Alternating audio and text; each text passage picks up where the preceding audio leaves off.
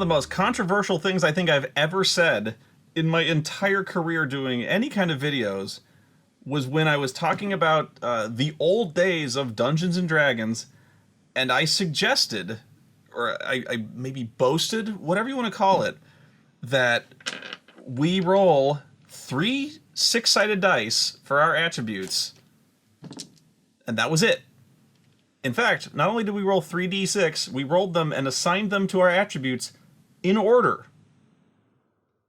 That's it. So we first rolled our dice, and I just rolled a 14. Swear to God. Here. 14. That's my strength. And you go down the line: dexterity, constitution, intelligence, wisdom, charisma.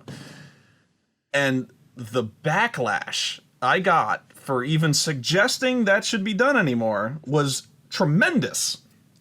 Pardon me. I've really never seen anything like that. The hostility that it drew, and my subsequent reaction was similarly hostile. I called you guys coddled. I called you weak, cowardly, and I still mean it. You're cowards. Bear with me, cowards. Here's the thing. We live in a checkpoint culture. You play video games that are too easy. You've forgotten where you come from. And you've never, ever tried this. Okay? So many people are concerned with game balance, fairness, as if there's anything unfair about this. But you're so concerned with, game balance, things not being, all things being equal. When I play, MMOs, all the classes should be equal. You bitch and moan when one class is, you consider one class to be unfair over the other. You demand nerfs. You demand one class be weakened or another class brought up. Maybe you're right. Maybe in some cases where we're talking a game where it's like an actual sport considered these days, or, like StarCraft 2 or whatever like that, you could be right in demanding some balance there. But we're talking about a game about storytelling. We're talking about a game about imagination. And in a way, it doesn't matter what you roll. And that's what I'm trying to get through to you. That, I think, is the critical part. Is if I say, we're going to do point buy for our attributes, where you specifically pick. You shop for your points and you pick them. Or if I said, we're going to roll 4d6 and drop the lowest and assign them however you want. That's another way to do it. If I say, roll 4d6, drop the lowest, and re-roll ones, you'll get really, really high stats. What I'm telling you, or 3d6 in order, what I'm telling you is it doesn't matter.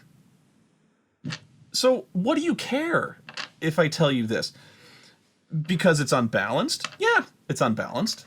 Have you tried it? No. The immediate question I get is, well, it's 3 6-sided dice. I'm going to roll crap. That's possible. Yes. But what if I roll bad? What if you roll good? That's the game. Okay? You're so fixated on the numbers.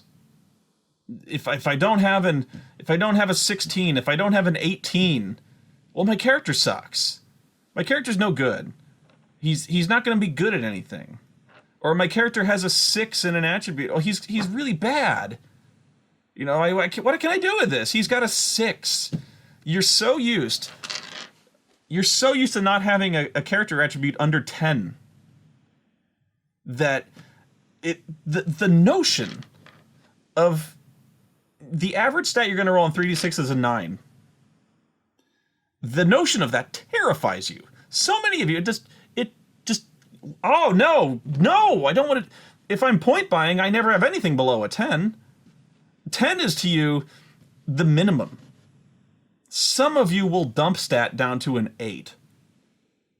And those people are considered fools by the rest of you.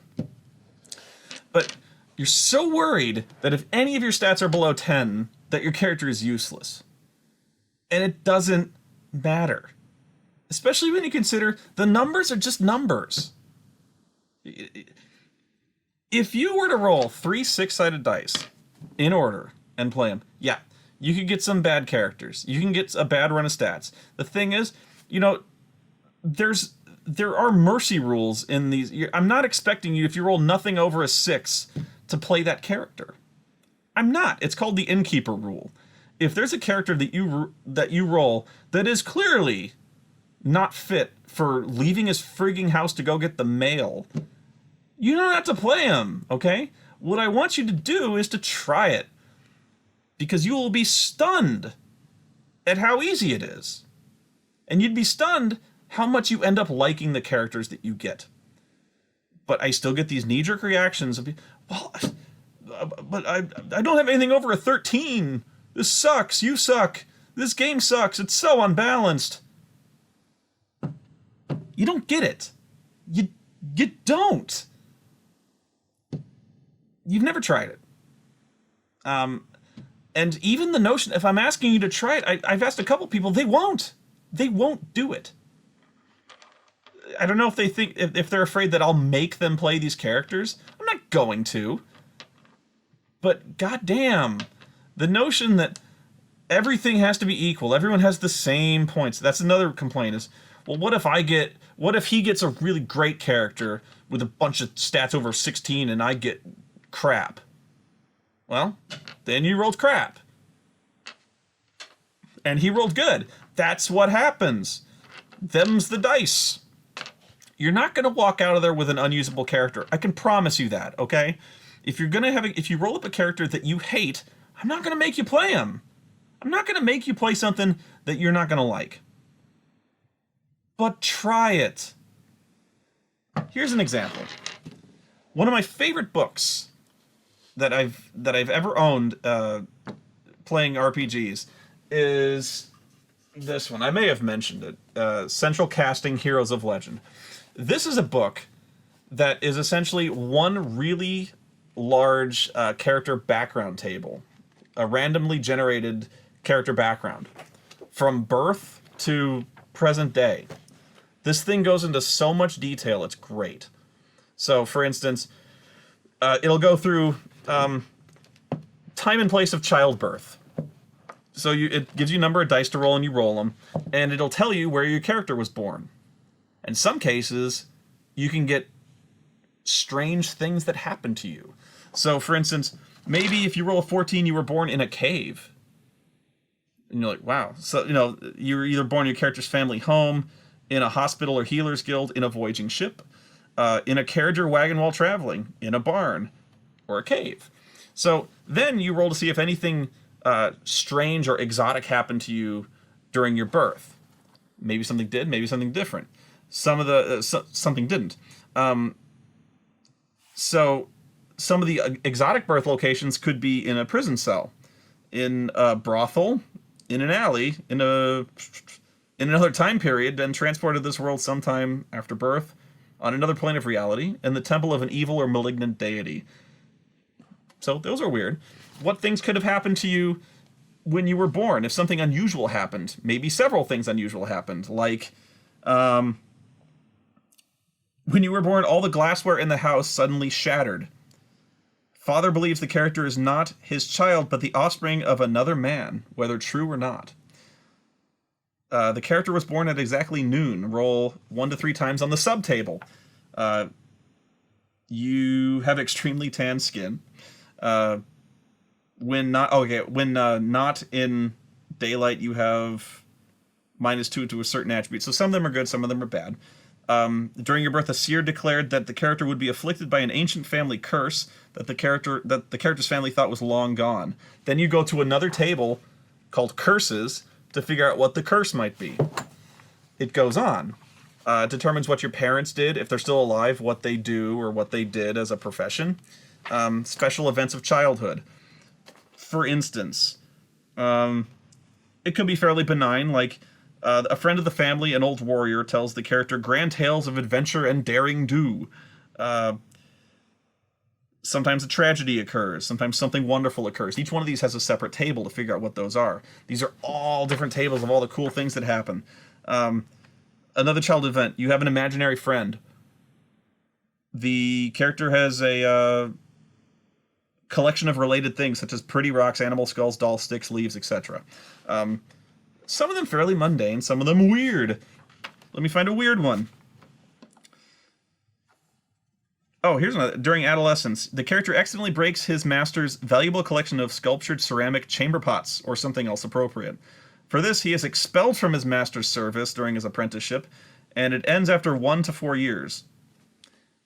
It's just and also your apprenticeship could be randomly determined if you want. What's a weird one here? Let's see. Here we go. Gotta find it. Occupation performance. Here we go. Okay, this is during your young adulthood. So let's see. Character serves a patron, maybe learns a profession. Character has a religious experience. Go to table 639. Religious experience. What could have happened? Well, let's see. Where is it? There we go. Okay. So, character joins in a holy war sponsored by the god's religion. Go to 632 military events to determine what happened to you during the military campaign. Enemies of the religion persecute the character. The character uncovers the abilities of an evil cult. Roll a 6-sider to determine what the consequences were. On a 1, the cult seeks to have the character join them. The cult wants to kill the character. Or, because of the character, the forces of good were able to eradicate the local branch of the cult, and the character becomes a hero. So, one more. One of my favorites is the character becomes involved in illegal activities. Figure out what occurs on table 631, Underworld Events. So, if your character gets embroiled in criminal acts, there's a whole table of, like, the years that went by when you were maybe caught up with the wrong crowd. You know, maybe you picked up some skills in how to, like, manipulate people. You learned thievery, perhaps. Or you got jailed. Something like that. Now, this whole book is like that. And the question is, well, why would I want to do this? What if I get a bunch of really bad stuff? That's actually the best part, is if you get really bad stuff, because it gives you background. It gives you a story. A lot of people don't know where to start with their character, or they don't even know what to play. You know, let's forget the stats for a minute. If I just said, what do you want to play? And you may not know. You may be like, well, I want to see what everyone else is playing. What if they don't know? This is a great start. So, for instance, if your character gets involved with illegal activities at an absurdly young age, which could happen, well, that might inform you.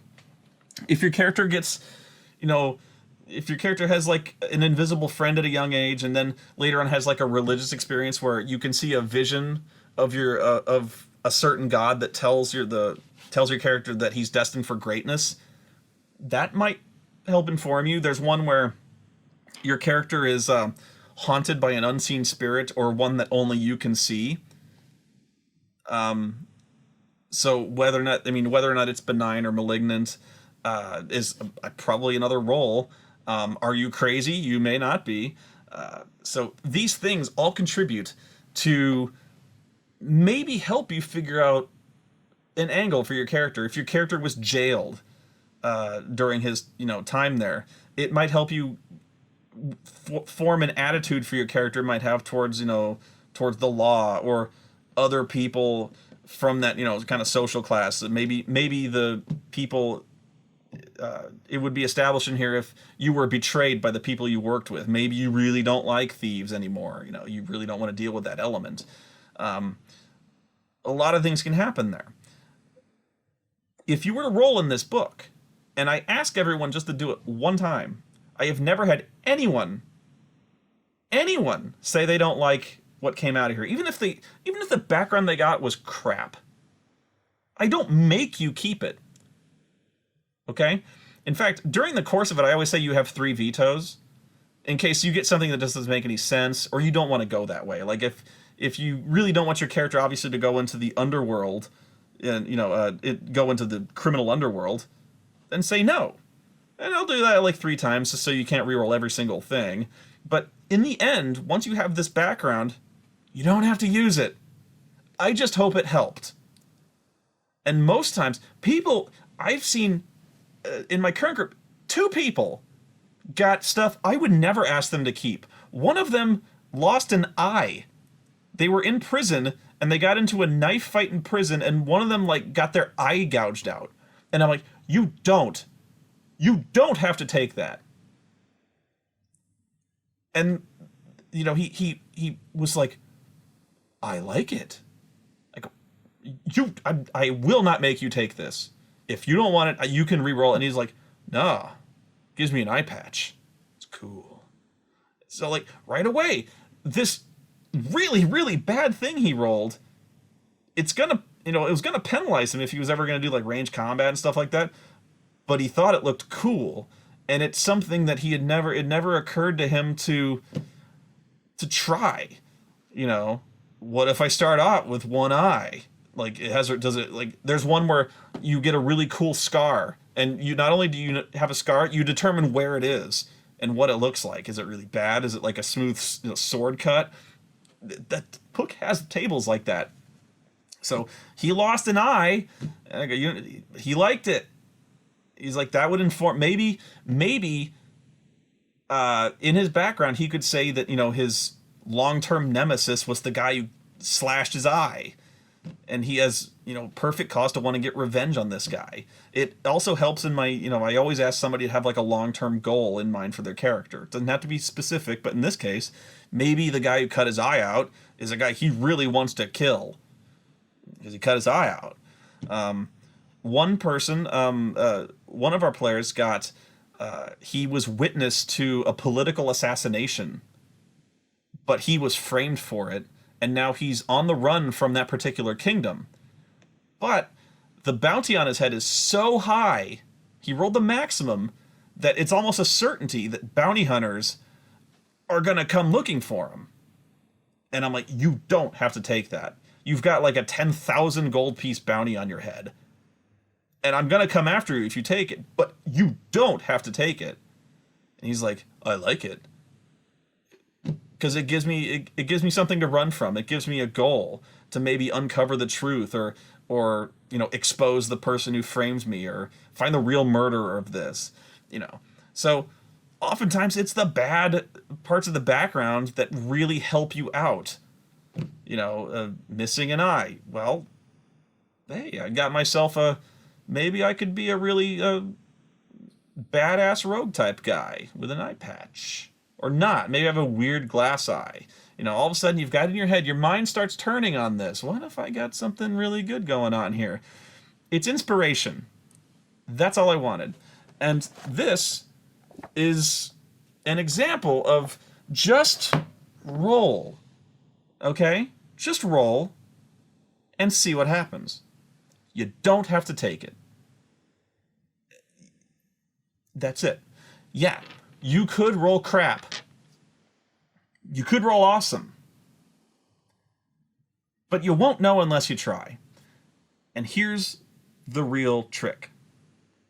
The numbers are just numbers.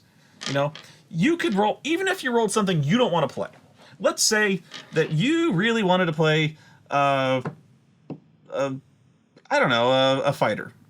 And you rolled like average stats, like, you know, 12 strength, 10 constitution, 13 dexterity, 18 intelligence. You rolled a solid 18 on that, and nothing else was really any good. Oh, I can't be a fighter. That's not true. Make it work.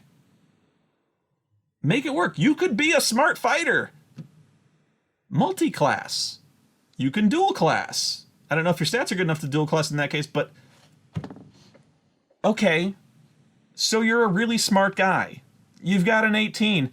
That doesn't mean you have to play a wizard. It really doesn't. And that's what I'm trying to get through to you, is they're just numbers.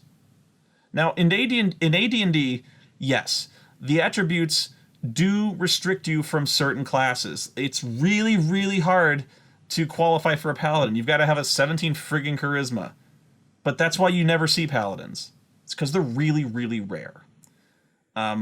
You don't need to have high stats to be effective in the class. You don't need to have an 18 dexterity to be a good thief. And that's actually a credit to how well AD&D is designed. It's not entirely dexterity based. You have discretionary points to distribute among your thief skills. So if you're creative and you actually put effort into it, you can make this character work. You can have a thief with 18 wisdom if you don't want to play a goddamn cleric. And I think people don't look past the number. They're like, they see a high score in dexterity, and then they feel shoehorned. They feel committed to playing a rogue. That's not true. You can play a fighter with 18 dexterity. Hell, that's actually pretty good. You don't need a high strength to play a fighter. In fact, in some cases, in some ways, being a fighter compensates for having a low strength. Why? Because as a fighter, you're the only guy who can do weapon specialization, which covers for the relatively low strength. You're the only guy who can get weapon mastery. You can use more weapons than anybody else in the game. Just because your strength is low doesn't mean you can't. You can fire bows that nobody else can. You can use swords that nobody else can. You are still a fighter. You may have to act like a different kind of fighter, like you may not be the plate mail wearing type, but you can be a fighter. You can be a mage if you want. You actually don't need very high stats to be a mage. It helps, but you don't need to. And there's other stuff you can do. It's almost like problem solving. If you want higher stats, well, you can maybe be a different character race. Maybe the elf race or the halfling race kicks you up to the attributes you need. There is a system to dump stat. I think usually the house rule is take any stat down to boost one up one. That's really pricey, but if you need one more to qualify, that'll do it.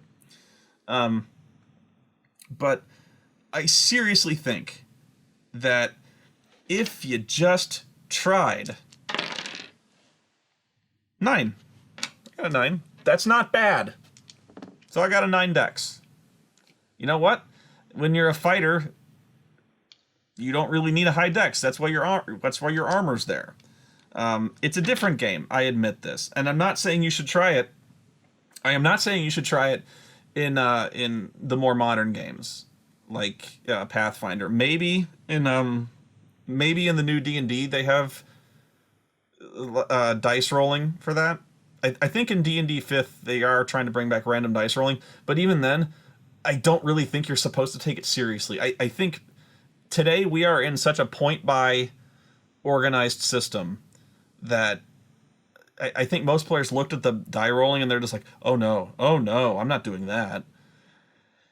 I think you're really irrationally afraid of something that I've been doing for years.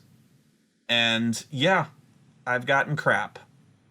But I also got my bard character who I carried him all the way through epic levels. And that's about all I can tell you. You could have a deeply flawed character. I hope you do. And it's not because I don't like you. It's not because I think you're weak and you deserve one. I hope you get a flawed character so you can realize that the flaws are what make your character special. With point-by systems, every rogue is just like every other rogue. Every wizard is just like every other wizard. They are. With minor variations. They're the exact same character. Everyone is equal. And in game terms, that's not true. It shouldn't be true. Everyone should be special. And sometimes you might have a fighter who's not really that strong. Because the numbers don't mean that much. I want you to get a character who isn't that good at something. Who maybe has a low constitution. Maybe he's a little sickly. Maybe your character's got a low wisdom. That means he's impulsive. He doesn't really think twice before doing something. He could be smart, but you don't have to have a rogue with high dexterity. There's other stuff a rogue can do. You can if you're really worried about that, you can have your rogue specialize in a few different things and be just as good as anyone else. I want you to work through it. Because, at least do this for me. If you want to try it, play one session. Just one. And don't sabotage your character. Don't tank him. No, don't tank him so you can get rid of him. I want you to play this character. Give him a shot. You know, make up a character. Roll your dice. Let them fall where they may. And whatever you want to play, see if you can make it work. If you can't, don't keep it. You can roll again, or you can just do what you want. But play one session with this guy. And give it a shot. A legitimate shot. Don't just do it because you're appeasing me. Don't do it to prove me wrong or something like that. I just want you to play a character. I want you to play a character you probably would never have tried before. And I hope he's deeply flawed. I hope he loses. I hope he starts off with one eye. You know, I really do. Because otherwise, you're going to be just like everybody else. You're going to be boring. So I'm going to revise what I said earlier. You're not cowards if you don't try this. You're boring. And that's worse. Cowards at least can be interesting. But who dares wins. 14.